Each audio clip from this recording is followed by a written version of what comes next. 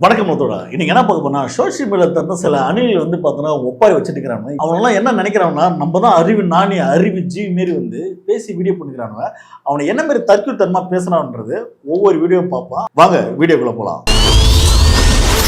April 23 ஓட்டு போறதுக்கு அங்க இருப்பேன். நான் ஆல்ரெடி சொல்லியிருந்தேன் நான் நோட்டீஸ் பில்ல இருக்கேன்னு. மே 26 தான் எனக்கு லாஸ்ட் டேட்டு. நான் முன்கூட்டியே போகணும் ஓட்டு போறதுக்கு அப்படின்னு சொன்னனால அவங்க சேலையில இருந்து டிடெக்ட் பண்ணிடுவேன்னு சொல்லி சொன்னாங்க. பரவாயில்ல பண்ணிக்கோங்கன்னு சொல்லியாச்சு.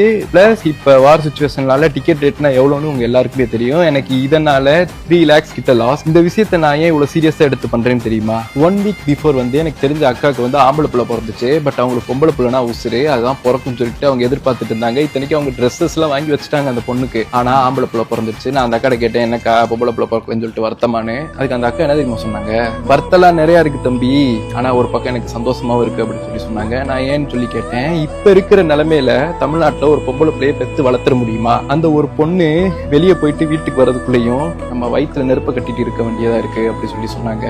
நான் அதுக்கு என்ன தெரியுமா சொன்னேன், ஆம்பளை பிள்ளை மட்டும் நீங்க பெத்து வளர்த்துற முடியுமா? அவன் என்கிட்ட அப்போதே இதையை போட்டு படுத்து கிடப்பான் அப்படின்னு சொல்லி சொன்னதுக்கு அவங்க வாய முடிட்டாங்க. எல்லாருமே தமிழ்நாடு ஏதோ முன்னோக்கி போகுதுன்னு சொல்லி நினைச்சிட்டு இருக்காங்க. பட் எனக்கு ஏதோ பின்னோக்கி போற மாதிரி எனக்கு தோணுது. மத்தவங்க வீட்டுல நடக்கிற வரை அது செய்தி, அதுவே நம்ம வீட்டுல நடந்துச்சுன்னா அது வலி. சோ நீங்க அவங்களுக்கு தான் ஓட்டு போடணும், இவங்களுக்கு தான் ஓட்டு போடணுங்கிற சொல்ற உரிமை எனக்கு கிடையாது. அதே மாதிரி நான் யாருக்கு ஓட்டு போடணும்னு சொல்ற உரிமையும் உங்களுக்கு கிடையாது. உங்கள் ஓட்டு உங்கள் உரிமை. பட் யோசிச்சு ஓட்டு போடுங்க. எந்த ஓட்டுக்கும் நீங்க வந்து விலை போயிடாதீங்க. ஊர்ல சந்திக்கும் வரை நன்றி, வணக்கம். இந்த தற்கொலை வந்து யாருக்கு ஓட்டு போட போகுதுன்னா, யாரு நம்ம விஜய்க்கு தான் ஓட்டு போட போகுது. அதுக்கு தான் ஒரு வீடியோ போட்டுருக்கு. அதை வந்து பார்த்தோன்னா இவர் சேலரியை தூக்கி போட்டு வராராம். 3 லட்ச ரூபா தூக்கி போட்டு விஜய்க்காக ஓட்டு போட வராரா. விஜய் வந்து ஒரு பாதுகாப்பான ஒரு ஆட்சியை கொடுக்க போறாரு அப்படி ஒரு ஹோப் இல்ல. உங்களை பார்த்து ஒரு கேள்வி கேட்கிறேன், விஜய் வந்து ஒரு பாதுகாப்பான ஒரு வந்து ஆட்சியை கொடுக்க போறாரு, நீங்க எந்த நம்பிக்கையில வந்து பேசுறீங்க? எதை வச்சு? சினிமால வந்து நல்லது பண்றான், சினிமால வந்து எகிரி அடிக்கிறான், ஃபைட் பண்றான், அதனால ரியல் லைஃப்லயும் பண்ணணும்னு பாக்குறீங்களா? டேடி தற்கூறீங்களா? ஒன்ன கட்சி ஆரம்பிச்சு இதனால ஸ்டில் டே எடுத்து மாட்டேன். எத்தனை வீக் எக்ஸ்போசர்ரா எடுத்து பாருங்கடா. அவ்வளவு கேவலமா இருக்குடா. கரூர்ல ஆரம்பிச்சு 42 பேர் கொன்னதுல இருந்து, திருப்பரங்குன்றத்துல ஆரம்பிச்சு தன்னோட சொந்த மனைவி டிவோர்ஸ்ல இருந்து, கள்ள உருவ வச்சதுல இருந்து எவ்வளவு கேவலமா இருக்கு. கட்சியில பார்த்தனா கஞ்சா வித்தனும், ஊழல் பொறிக்கணும், சாதி வரைக்கும் சீட்டை கொடுத்து ஒன்ன உட்கார வச்சிருக்கான். இதெல்லாம் பார்க்காம என் அண்ணன் வந்தானா நல்ல ஒரு ஆட்சி குத்துறோம், நல்ல ஒரு ஆட்சி ஒன்னும் முதல்ல பனையூர் விட்டு வெளியே வர மாட்டான். அதை நியூஸ் பாக்குறீங்களா இல்லையா? ஒன்னா அப்படியே சொகுசான கார்ல அப்படியே போறது, அப்படியே மேலக்கோ வர்றது. இந்த மண்ணுல வந்து எம்ஜிஆர் கூட ஒரு நடிகர் தான் போய் களத்துல நின்னாரு. வயசான பாட்டி அப்படியே தடவி கட்டி பிடிச்சு முத்தம் கொடுப்பாராம், போய் ஓடு வர்றான் மக்களுக்காக. அப்படி களத்துல வந்து நிக்கக்கூடிய ஒரு ஆளா அவனை பார்த்து போட்டு போனா. அதை விட்டுட்டு என்ன சினிமால வந்து அப்படி போடு டான்ஸ் ஆனா அதுக்காக நான் ஓட்டு போடுவடே தற்கொலைகளா? சரி, ஒரு விஷயம் ஒண்ணு கேட்கணும். இதுல ஒண்ணு சொல்றேன், பெண் பிள்ளைகளை பெத்தா எப்படிங்க காப்பாற்ற முடியும்? அந்த மாதிரியே தமிழ்நாடு இருக்கின்றே. நீ எல்லாம் தமிழ்நாட்டுல இருக்கே, நீ எங்கடா இருக்க? நாங்களும் தமிழ்நாடுலாம் இருக்கேன். ஏன்னா அப்படியே டிஎம்கே வந்து பார்த்தோன்னா ரேபிஸ்ட் பண்றவங்க போல அப்படியே அவார்டு கொடுத்து சூப்பர் அடுத்து ரேப் பண்ணுங்கன்னு சொல்லி வந்து சப்போர்ட் பண்ணுதாரு. என்ன லூசு தற்கொலைகளா? இதனால வரைக்கும் நடந்த குற்றத்துக்கு எந்த குற்றவாளியை வந்து தப்பிச்சானா? அவன் எவனா தப்பிச்சு வெளியே ஓடினானா? இல்ல என் கட்சிக்காரன் சொல்லி அவனுக்கு வந்து சப்போர்ட் பண்ணாங்களா? அப்படி எவனும் இல்ல. அவனுக்கு தக்க தண்டனை கொடுத்தாங்க, தூக்கி உள்ள வச்சாங்க. அப்ப நீதியின் பக்கம், பாதிக்கப்பட்டவன் பக்கம் வந்து நிக்குது அந்த அரசு. ஒருபோதும் நான் வந்து விக்டிம் பக்கம் வந்து நிக்க மாட்டேன், எவன் குற்றம் செஞ்சானோ அவனுக்கு தான் சப்போர்ட் பண்ண சொல்லி இதனால வரைக்கும் அவங்க பேசுனது இல்ல. குற்றம் நடக்குது, அதுக்கான தீர்வு நோக்கி போகணும், அதுக்கான அனலைஸ் பண்றாங்க. ஆனா ஒன்ன மட்டும் ஆட்சி வந்தா குற்றமே நடக்காது அப்படின்லாம் ஒண்ணு கிடையாது. தற்கொலைகளா? ஒவ்வொரு வீட்டுக்குள்ளயும் வந்து ஒரு ஆளை போட்டு பாதுகாக்க முடியாது. குற்றம் நடக்குது, அந்த குற்றத்தை வந்து தக்க தண்டனை கொடுத்தாங்களா அப்படிதான் பாக்கணும். ஏங்க அப்படிலாம் கிடையாதுங்க. குற்றவாளி வந்தாலும் சுட்டு தள்ளுங்க. எங்க அண்ணன் வந்து சினிமால சுட்டு தள்ளல, எங்க அண்ணன் அப்படியே வெட்டி அறுத்து தள்ளல, அந்த மாதிரி நீங்க வெட்டி தள்ளுங்கன்றே. இங்க ஒண்ணு சட்டம் ஒண்ணு இருக்கு, அம்பேத்கருடைய கான்ஸ்டிடியூஷன் இருக்கு, அதை ஃபாலோ பண்ணணும். அதாவது 1000 குற்றவாளி தப்பிக்கலாம், ஆனா ஒரு நிரபராதி வந்து தண்டிக்க கூடாது. அப்ப எல்லாமே அவங்க சட்ட ரீதியை தான் சந்திக்கிறாங்க. அதை விட்டுட்டு எல்லாரும் தூக்கி போட்டு சுட்டு தள்ளுங்கடா அப்படின்னு ஒன்னும் பண்ண முடியாது தலைவரே. குற்றம் நடக்குது, அது இன்னும் நடக்காத மாதிரி சில ஐடியாஸ் இருந்தா, சில யோசனை இருந்தா ஒன்னால வேணா கொடுக்க சொல்லுடா பார்க்கலாம். இல்ல நீ நினைச்சே கொடுங்கடா. அதை விட்டு ஐயோ இவங்க ஆட்சியில குற்றம் நடக்குது, இவங்க தான் இதெல்லாம் பண்ண சொல்றாங்க. டேய் தற்கொலைடா நீங்க. பில்கிஸ் பண்ண வழக்கில் குற்றம் பண்ணிட்டு உள்ள போயிட்டு அவனு வெளியே வரும்போது ராஜா மரியாதை பண்ணது அந்த பிஜேபி அரசு. அதை பார்த்து ஒன்ன என்னைக்கு வாய் தந்து கேட்டானா? ஒன்ன ஃபாலோ பண்ண வேண்டிய தற்கொலை அணில்கள் நீங்களும் அவனை பார்த்து எதுவும் பேச மாட்டீங்க, வாய் தந்து பேச மாட்டீங்க. அப்படியே இந்த கட்சி வந்து குறை சொல்லணும், குத்தம் சொல்லணும். ஐயோ இந்த கட்சி மோசமான கட்சி. டேய் வைத்தெரிச்சில்றா. மொன்ன விஜய் சினிமாக்கார ஆட்சி வருன்னா இந்த கட்சி என்ன ஆனாலும் பேசி தரலாம், அடிச்சு விடலாம். எந்த ஒரு ஆதரவு இல்லாம, எந்த ஒரு விஷயம் இல்லாம பேசலாம். அப்புறம் இன்னொரு விஷயம் பேசிட்டு இருக்கா, போதை போதை அப்படியே தலை விரிச்சு ஆடுது, கஞ்சாக்கள் வந்து அப்படியே தலை விரிச்சு ஆடுதுன்ற. ஓகே, நீ சொல்றது வந்து வாஸ்தவம் தான். ஆனா நீ கேசஸ் எடுத்து பாரு, எடப்பாடி ஆட்சியை விட இந்த ஆட்சியில பார்த்தா அதிகப்படியான கஞ்சா வழக்குகள் கேஸ் ஃபைல் பண்ணி நிறைய பேர் வந்து தூக்கி உள்ள வச்சிருக்காங்க. அது இந்த ஆட்சியில மட்டும் தான். எடப்பாடி ஆட்சியில வந்து ஏன் எடுக்கலன்னா அது கண்டுக்காம காணாம போயிடுச்சு. அப்ப இன்னும் தண்டனை வந்து கடுமைப்படுத்தணும் அப்படின்ற ஒரு வாதத்தை வேணா நம்ம எடுத்து வைக்கலாம், அதை நம்ம பேசணும். ஆனா எவன் ஆட்சியிலும் பார்த்தனா கஞ்சா போதை எதுவுமே இல்ல, இவங்க ஆட்சியில் மட்டும் தான் நிறைய வந்திருக்குனாடே. ஆனா இந்த ஆட்சியிலும் பார்த்தனா கடுமையான நடவடிக்கை எடுக்கப்படுது. அதை வந்து நீ இல்லைன்னு சொல்லி மறுக்க முடியாது. சும்மா வன்மத்துல வேணா நீ வந்து அடிச்சு விடலாம். அடுத்து பார்த்தா இந்த ஒயின் ஷாப், நம்ம A2D நந்தா கூட இதை பத்தி ஒரு வீடியோ போட்டு, அதாவது சங்கியா இருக்கேன் என்னைக்குன்னா ஒரு ஆள் வந்து வெளியே வந்து தன்னை வந்து சங்கி வந்து எக்ஸ்பிரஸ் ஆகும்ல, அந்த மாதிரி A2D நந்தான்றவன் இப்ப வந்து சமீபத்தில் பார்த்தோன்னா எக்ஸ்பிரஸ் ஆயிட்டப்பல அந்த வீடியோ பாருங்க. இப்போ GDP growth நடந்துக்கு 11.19% growth, நல்ல விஷயம், நல்ல விஷயம். இது நம்மளோட கோவிட்ல கீழே விழுந்துச்சுல்ல, அதோட ஃபால் பேக்கா அப்படி இல்லை உண்மையா பாலிசி சேஞ்சஸ் பண்ணிருக்கமா, அப்படி சேஞ்ச் பண்ணியிருந்தா அது என்னென்ன? நல்ல கேள்வியா இல்லையா? நீங்க சொல்லுங்க, நீங்க கொஸ்டின்ஸ்க்கு ரேட்டிங் பண்ணுங்க. அதோட அம்மா ஆட்சியில் பார்த்தோம்னா சிங்கிள் டிஜிட்ல இருந்தது. ஆனா எடப்பாடி ஆட்சியில் பார்த்தோம்னா அது இன்னும் கம்மியா போயிட்டு 4.0 சம்திங் தான் வந்து இருந்திருக்கு. முதல்ல ஸ்டாலின் வந்ததுக்கு அப்புறம் தான் அந்த GDP பார்த்தோம்னா அதிகமா வந்து போயிருக்கு. A2D நந்தா உன்னோட அணிலே வந்து உனக்கு ஒரு ஆதாரமா ஒரு பதிவு கொடுத்துருக்கான், அதை பார்த்துக்க. எங்க அண்ணனுக்கு பயந்துதான் இந்த அரசு சிறப்பா செயல்படுது அப்படின்னு சொல்றான். ஆனா இதெல்லாம் வரைக்கும் பார்த்தோம்னா இந்த அரசு அண்ணனை பத்தி ஒரு வார்த்தை பேசுறது கிடையாது. விஜய்னு ஒரு வார்த்தை கூட சொன்னது கிடையாது. அது ஒரு டம்மி பீஸ், அது காமெடி பீஸ் சொல்லி அவங்க கடந்து போறாங்க. அவங்க வந்து யாரோட மோதுறாங்கன்னா மோடி, டெல்லியா தமிழ்நாடா அப்படின்றத அவங்க மோதிட்டு இருக்காங்க. மன்னன்லாம் வந்து ஒரு வந்து ஆளா மதிக்கிறது கிடையாது, அது ஒரு தற்கொலைன்னு சொல்லி அவங்க கடந்து போறாங்க. ஆனா நம்ம A2D நந்தா பார்த்தோம்னா ஒரு காலத்துல நல்ல வீடியோ எல்லாம் பதிவு போட்டாப்புல, இப்ப என்னன்னு தெரியல, டிவிக்கு இருந்து ஏன்னா பணம் என்ன வந்துச்சா, நம்ம லாட்டரி ஆது வருதுன்னா பணம் கொடுத்தாருன்னு தெரியல, தன்னை ஒரு சங்கியாவே அவர் வந்து எக்ஸ்போஸ் பண்ணிக்கிறாரு. அதுவும் இன்ஸ்டால பார்த்தோன்னா ஒரு விரல் புரட்சின்னு சொல்லி வீடியோ எல்லாம் போடுறாப்புல, அதாவது நான் விஜய்க்கு தான் போட்டேன், நானும் ஒரு அணில் தாண்டா அப்படின்னு சொல்லி தன்னை வந்து எக்ஸ்போஸ் பண்ணிக்கிறாப்புல. யோ ஏன் நல்லா வளர்ந்து வர எதுக்குன்ற. அப்புறம் நம்ம A2D நந்தா இன்னொரு பாயிண்ட் ஒன்று பேசுகிறாரு, அதையும் பார்ப்போம். ஏத்தர் வந்து பாத்தீங்கன்னா இங்கதான் born in Chennai, grown in Bangalore. ஆனால் இதே விஷயம் பண்ற கவர்மெண்ட் எப்பயுமே உங்களுக்கு வீடியோ பார்த்தாலும் தெரியும், ட்ரக்ஸ், பான் அடிக்ஷன், இன்க்ளூடிங் பான் அடிக்ஷன், டாஸ்மாக், இந்த மாதிரி விஷயங்கள், ட்ரக்ஸ் இதெல்லாம் நம்ம அலோவ் பண்ணிட்டோம் அப்படின்னா அது அப்படியே ரிவர்ஸ்ல போகும். என்ன சொல்றாருன்னா நிறைய வந்து MNC கம்பெனிலாம் பார்த்தோன்னா இங்க வந்து ஸ்டார்ட் அப் பண்றாங்க, ஆனா அவங்க பெங்களூருக்கு போயிடுது. ஏன்னா இங்க வந்து நிறைய இடத்துல பார்த்தா ஒயின் ஷாப் இருக்கு, அதனால வந்து நிறைய பாதுகாப்பு கருதி எல்லாம் பயந்து போறாங்க அப்படின்றாங்க. யோ A2D நந்தா, நீ பெங்களூர்ல எப்பனா போயிருக்கீங்களா? பெங்களூர்ல வந்து ஒயின் ஷாப்பே கிடையாது, அங்க மதுவே இல்லையா? அப்ப பெங்களூர் வந்து ஒரு பாதுகாப்பான சிட்டின்னு சர்டிஃபிகேட் தராங்களா? அந்த ஊர்லயே வந்து மது இருக்குடா, அங்கெல்லாம் மது பார்த்தா ரொம்ப சீப் அண்ட் பெஸ்ட். பக்கத்துல பாண்டிச்சேரி எவ்வளவு சீப் அண்ட் பெஸ்டா இருக்கு, அதை விட ரொம்ப சீப் அண்ட் பெஸ்டா இருக்கும்.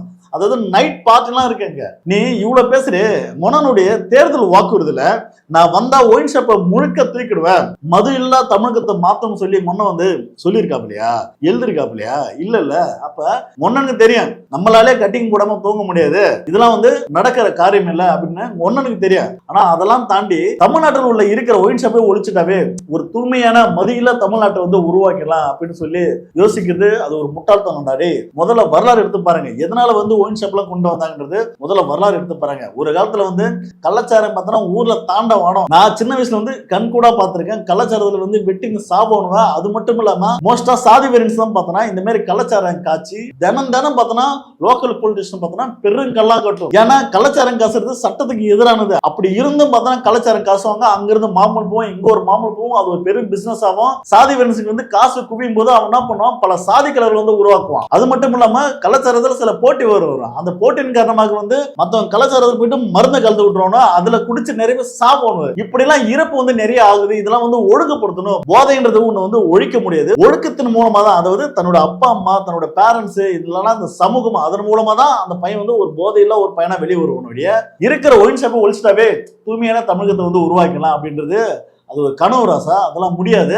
வரலாறு எடுத்து பார்க்கணும், கலாச்சாரம்ன்றது எவ்வளவு பெரிய பாதிப்பு ஏற்படுத்திருந்தா அந்த பாதிப்பு வந்து ஒழிக்கணும். அதுல இருந்து ஒரு தீர்வு தான் பார்த்தோன்னா ஒயின் ஷாப். அது ஒயின் ஷாப்னா இதே தனியார் கம்பெனில தூக்கி தரல, அது அரசே செயல்படுத்துன்னு சொல்லி முத யாரு கொண்டு வராங்கன்னா டிஎம்கே ஆட்சினா கொண்டு வர நொன்னைகளா நம்ம எம்ஜிஆர் இருக்கிறார் தெரியுமா, அவர் தான் முத பார்த்தோன்னா ஒயின் ஷாப் கொண்டு வராரு. சோ வரலாறு எடுத்து பாருங்க, சும்மா அடிச்சு விட வேண்டியதான். ஆனா இவனு வீடியோ மணி இப்படிலாம் அப்படியே பேசிட்டு வீட்டுல போனா அந்த நாங்க என்ன பண்ணணும், கட்டிங்க போட்டு ஒரு ஃபுல்லா போட்டு ஆஃபா போட்டு தான் படுத்து தூங்கணும். ஏன்னா காசு வருது இல்ல, யூடியூப்ல பேசுறானுவ சும்மாவா.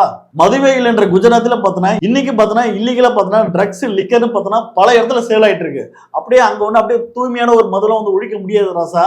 எல்லா இடத்துலயும் பார்த்தோன்னா 5 ஸ்டார் ஹோட்டல் இருக்கு, எல்லா இடத்துலயும் மது இருக்கு. சோ கலை யதார்த்தத்தையும் மக்களுக்கு என்ன பிரச்சனைன்றது தெரிஞ்சு பேசுங்க. சும்மா வந்து நம்ம கேமரா இருக்க நம்மளாம் அப்படியே யோகின்னு சொல்லி அப்படியே பில்டப் பண்ணி வீடியோ போட்டா நிறைய பேர் பாப்பாங்கன்னு சொல்லி அப்படிலாம் வந்து பில்டப் பண்ணாதீங்களா. எதுக்குடா அந்த மானம் கட்ட போறப்ப உங்களுக்குலாம். அடுத்து இன்னொரு தற்கொலை ஒரு வீடியோ போட்டிருக்கேன், அந்த வீடியோ பார்ப்போம். 2 பொம்பளை புள்ள வச்சிருக்கேங்க. குழந்தைங்கள மைண்ட்ல வச்சு அவங்களோட ஃபியூச்சரை மைண்ட்ல வச்சு ஓட் பண்ணுங்க.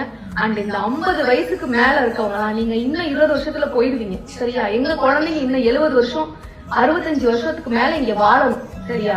50 வருஷத்துக்கு ஒரு தடவை தான் இந்த மாதிரி மாற்றங்கள்லாம் வரும். இன்னைக்கு காலகட்டத்துல நம்ம குழந்தைங்களுக்கு சொத்தையோ நகையோ நம்மளால வாங்கவும் முடியல, சேர்த்து வைக்கவும் முடியல. ஒரு நல்ல சமுதாயத்தை அவங்களுக்கு நம்ம மிகப்பெரிய சொத்தா கொடுத்துட்டு போகணும். அதனால 1க்கு 2 தடவை நல்லா யோசிச்சு நமக்கு மாற்றம் வேணும், நம்ம குழந்தைங்க பாதுகாப்பா இருக்கணும், இந்த மாற்றத்துக்கான ஒரு படியா நினைச்சு யாருக்கு ஓட்டு போடணுமோ போடுங்க. தேங்க்யூ. அதாவது அக்கா என்ன சொல்லுதுன்னா 50 வருஷத்துக்கு அப்புறம் தான் ஒரு மாற்றம் வரும்ன்றாங்க. 50 வருஷம் கழிச்சு ஒரு மாற்றம்ன்றதுக்காக ஒரு திருட்டு பங்கிட்ட வந்து ஆட்சியை கொடுத்துட முடியுமா? களத்துல நமக்காக நிக்காதவங்கிட்ட ஒரு கோடைக்கிட்ட வந்து ஆட்சி வந்து கொடுத்துட முடியுமா? இது சொல்லுது 50 வயசு ஆன ஆட்களா நீங்களா இன்னும் வந்து 20 வயசு சாக தானே போறீங்க. எனக்கு 2 குழந்தைங்க இருக்கு, அதோட ஃபியூச்சர் நினைச்சு யோசிச்சு பாருங்க. ஏமா நீ எப்பமா சாக போற? நீ எப்படி ஒரு 30 வருஷத்துல செத்துருவியா? பார்த்தா இப்பவே பாதி கேள்வியதான் மாற்றுகிற பொழுது என்ன இது, என்ன பேச்சு இது? உன்னை எப்படி தற்கொலைத்தனமா இருக்காரோ அதே மாதிரி நீ எப்படி தற்கொலைத்தனமா பேசிட்டு இருக்க? இல்ல உனக்கு என்ன அப்படி பாதுகாப்பு இல்ல? ஒன்னனுக்கு வந்து ஓட்டு போடுறதுக்காக இவ்வளவு டிராமாவா, இவ்வளவு எச்ச என்ன? இப்ப நீ என்ன வீட்டுல அப்படியே பாதுகாப்பா இல்லையா? எல்லா வீட்லயும் பெண் பிள்ளைக்கு பாதுகாப்பா தானே இருக்கு. அப்ப விஜய்ன்ற ஒரு கூத்தாடிக்காக இதுங்கெல்லாம் காசு வாங்கிட்டு இல்லைன்னா வந்து இன்ஸ்டால வந்து ஃபாலோவர்ஸ்க்காகவும் வியூவர்ஸ்க்காகவும் பார்த்தோன்னா இந்த தற்கொலைக்கு வந்து உண்மையை வந்து மாறா வந்து ஒரு பொய்யான செய்திகளை வந்து வீடியோ போட்டுருக்கு. மக்கள் தெளிவா இருக்காங்க. களத்துல நமக்காக எவன் வந்து நிப்பான், நாளைக்கு ஒரு பிரச்சனை எவன் வந்து நமக்காக வந்து நிப்பான்னு சொல்லி அவனுக்கு தான் ஓட்டு போடுவாங்க. புதுசா ஒருத்தனுக்கு வாய்ப்பு கொடுங்கன்னு சொல்லி அப்படியே தூக்கி கொடுத்துட மாட்டாங்க ராசா.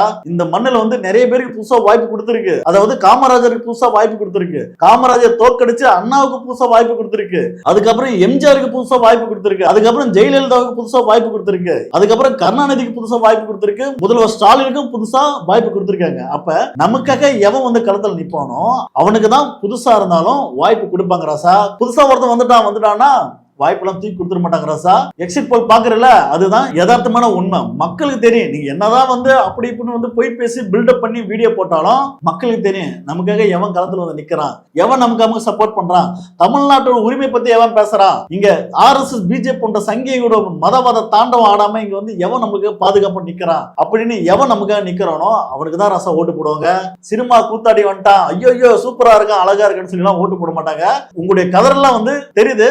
மே 4ஆம் தேதி பார்ப்போம், இன்னும் சிறப்பா இருக்கும். வீடியோ ரீதியா இந்த வீடியோ பார்த்துருவோம். இப்ப ரீசெண்டா சில பேர் கமெண்ட்ல என்ன சொல்றாங்கன்னா மே 4ஆம் தேதி ஒன்னு வச்சுக்கிறேன், மே 4ஆம் தேதி உனக்கு இருக்கு அப்படின்றாங்க. கைஸ், நான் வந்து ஒரு விஷயத்த கிளாரிஃபை பண்ண விரும்புறேன். நான் எந்த இடத்துலயுமே இந்த கட்சிக்கு ஓட்டு போடுங்கன்னு யாருக்கிட்டையுமே சொன்னதே கிடையாது. நான் பர்சனலா சப்போர்ட் பண்றேன்.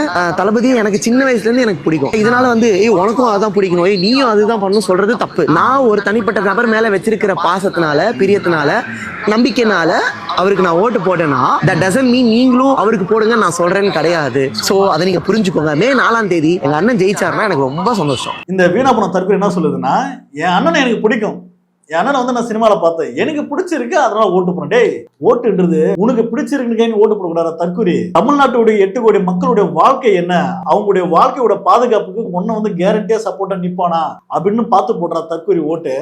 எனக்கு என் அண்ணனை பிடிச்சிருக்கு, என்ன சினிமால அழகா இருக்கான் அதனால நான் ஓட்டு போடுவேன். டேய் யாரா நீ?